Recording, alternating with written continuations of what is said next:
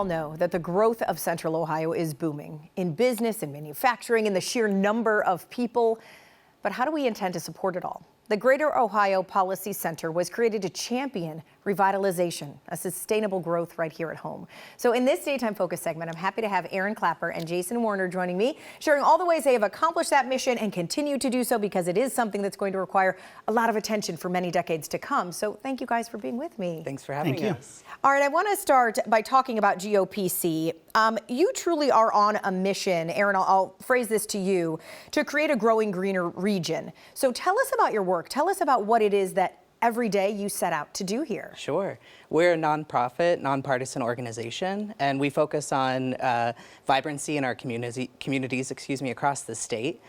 We do that through research, we do that through peer learning, and we do that through advocacy at the State House. And one of our focus areas is on environmentally contaminated sites called brownfields that we hope to revitalize and redevelop into prosperous engines for our communities. Yeah, expand on that a bit, Jason. What is a brownfield? You know, what falls under that definition? Because it turns out we have plenty of them, right, for you guys to work on. We do. Brownfields are former industrial sites primarily, but it can constitute anything from as small as a former dry cleaner or gas station that has fallen out of its productive use. It is now sitting there, and in order to have that property be redeveloped, you have to go in, do an assessment, do a cleanup before you can have that site be able to be redeveloped. And when you say that, there are so many in our area that people are familiar with that may not have realized this is a brownfield that you guys have worked on. So I want to talk about a few of these sites. We're going to start off the Rogue Fitness site. Tell me about this project and kind of what it is today. The Rogue Fitness site is a very large brownfield site, now employing over 500 people. It's the headquarters for Rogue Fitness.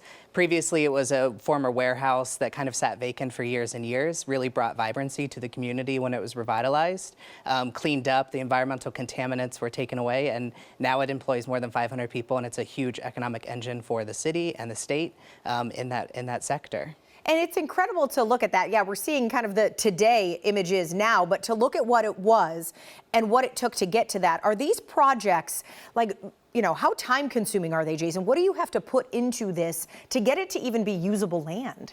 It is a multi-step process that you have to go through in order to get the site ready for redevelopment. The first thing that has to happen is you have to do an environmental assessment to determine exactly what type of environmental contaminants you're going to be dealing with. Once that's done, the actual cleanup process can begin, and then once you get through all of that, then you're ready to begin the process of being able to redevelop the site.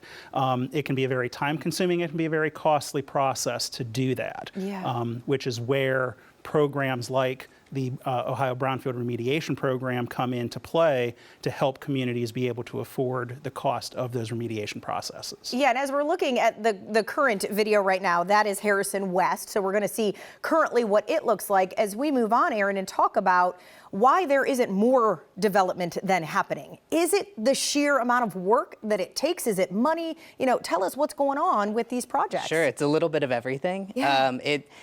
The fact of not knowing who exactly may own a site can make it challenging to take action to get ownership of a property. Knowing what environmental concerns are on the property may hinder because of the costs for redevelopment.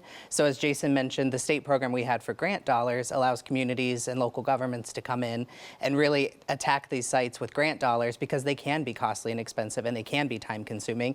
You can see projects that may take, you know, months to years to clean up depending on the level of environmental contamination that it has and what your end redevelopment would be on that site. That makes sense. All right, so we also have Scioto Audubon and then the Spectrum building. So if we move into these, we watch what you have done in this way. What is the future then? What are we hoping is going to happen with these brownfields all around the state of Ohio, right? Sure. We as an organization are focused on vibrancy in communities, and we would love to see community responsive redevelopment for what a community may need, if it's housing, if it's more commercial space or industrial space. So having those resources at the state level for grant dollars really will help local governments, Columbus, be able to tackle these projects, clean them up and redevelop for what our community needs. Okay, sounds perfect. Jason, I want you to let people know before we go then, how do they find out more about what you do, about getting involved and just seeing really ultimately the growth of our community in such a way. Yeah, absolutely. Anyone who is interested can visit our website. We actually have two websites folks can visit. Our main website is greaterohio.org, and specific to the Brownfields program, we have our own website for that called ohiobrownfields.org. Okay, learning about this, and it's so interesting. I think a lot of people don't really realize this is happening. Great to see it and what it's brought to Columbus and the rest of the state. So, gentlemen, thank you so much for being here. Thanks for having us. Thank you.